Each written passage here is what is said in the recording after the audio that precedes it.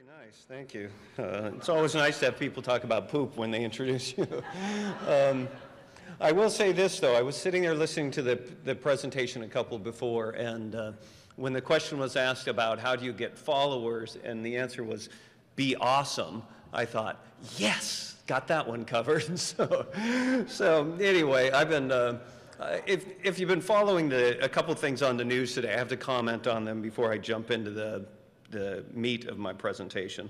On the radio, on the way to work today, I heard about someone with the Secret Service getting in trouble for tweeting. I don't know if people heard that, and it made me laugh because I thought, you know, whose idea was that? You know, I work for the Secret Service. I think a Twitter account would be really good for me to have. So somewhere along the line, there was some mistakes there.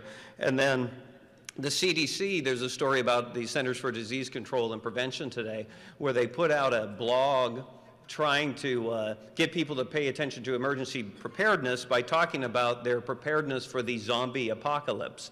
And it's getting quite a bit of attention. And then this morning, for those of you who were here, there were some reporters, and at least one of them talked about the fact that they get a lot of their news from reading tweets, and then they put that on the air.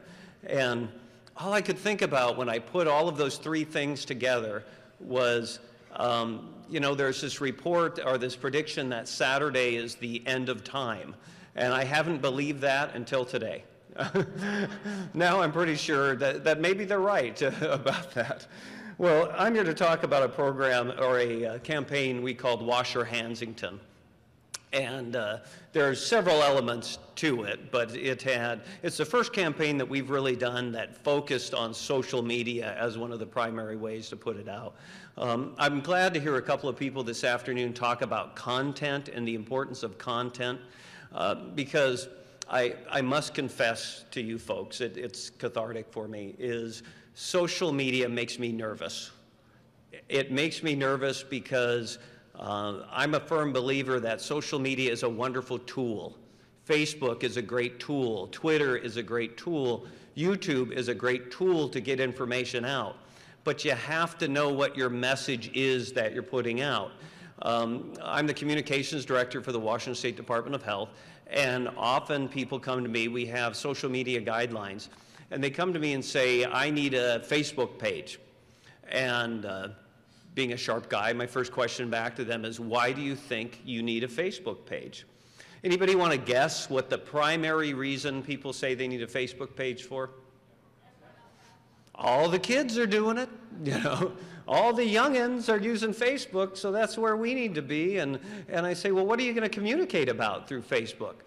And most of them, then I get this kind of blank look back at me, and they don't really think about what they want to communicate. It's just all the young people are doing it, and that's where we need to be. I don't disagree with that as being a part of a good reason, but it's not a good reason on its own. Content is so important. We decided to do a campaign to get people interested in the basics of flu prevention. Wash your hands, cover your cough, get a flu shot.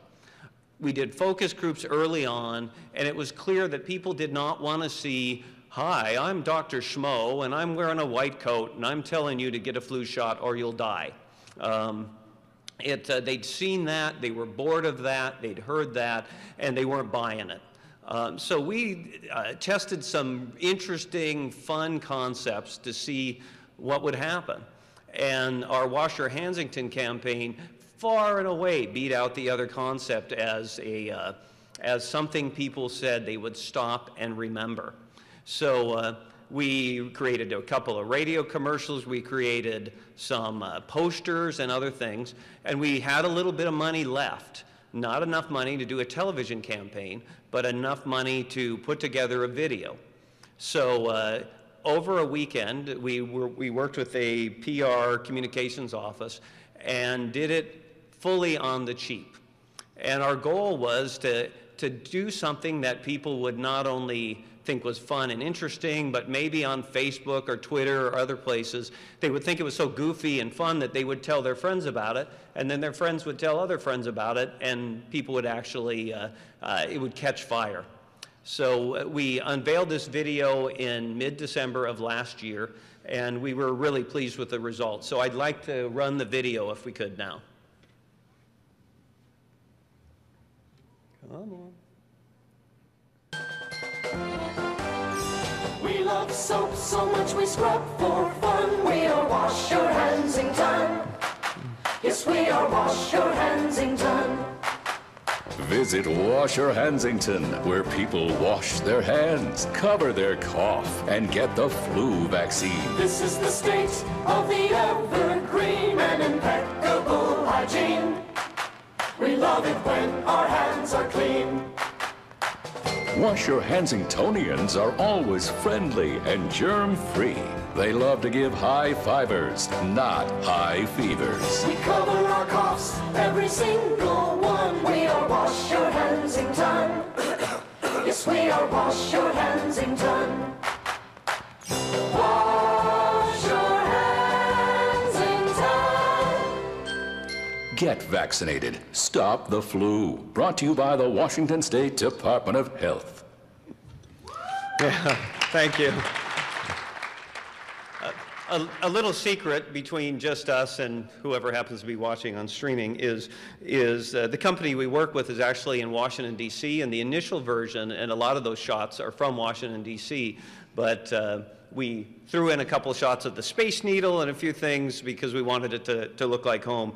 The response has been crazy.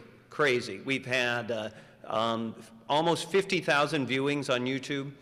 When I checked our state YouTube site, it was really interesting to me because the state videos that agencies put out, government agencies, 100, 200, if their mom and dad click on it a lot, maybe they reach 1,000.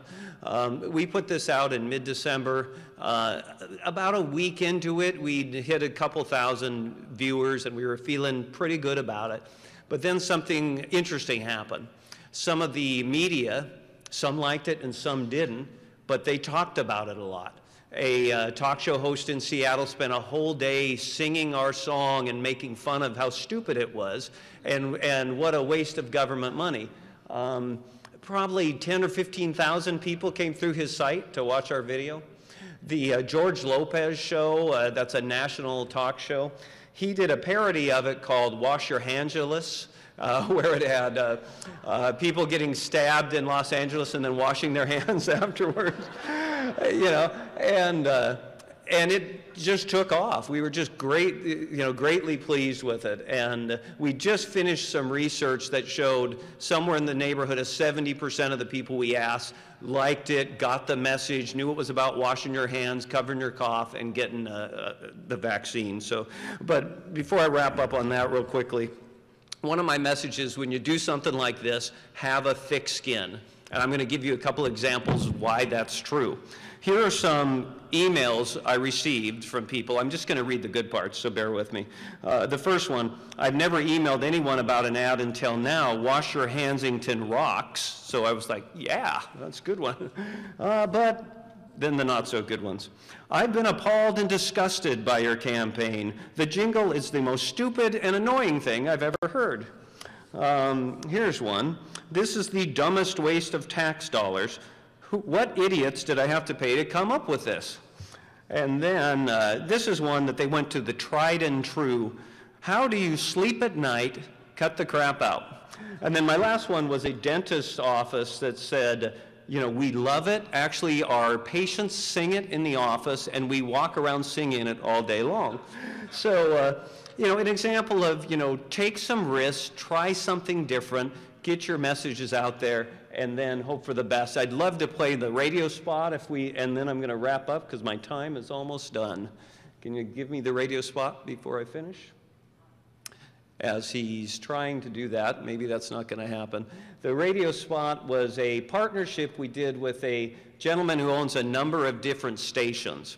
And he had a good contact with folks who do gospel music. And the gospel, we actually hired a gospel choir and produced a radio spot that the radio station was getting requests for it. They said it's one of the only commercials they've ever done that they've received requests for over the phone. So anyway, we were very pleased with that. Visit Wash-Your-Handsington, where people wash their hands, cover their cough, and get the flu vaccine. Wash-Your-Handsingtonians are always friendly and germ-free. They love to give high fivers, not high fevers. We love soap so much we scrub for fun. We are Wash-Your-Handsington. Yes, we are Wash-Your-Handsington. Wash-Your-Handsington. This is the state of the evergreen and impeccable hygiene. We love it when our hands are clean. We cover our coughs every single one. We are Wash-Your-Handsington. Wash-Your-Handsington. Yes, we are Wash-Your-Handsington. Wash-Your-Handsington. Wash-Your-Handsington. Get vaccinated. Stop the flu. Brought to you by the Washington State Department of Health.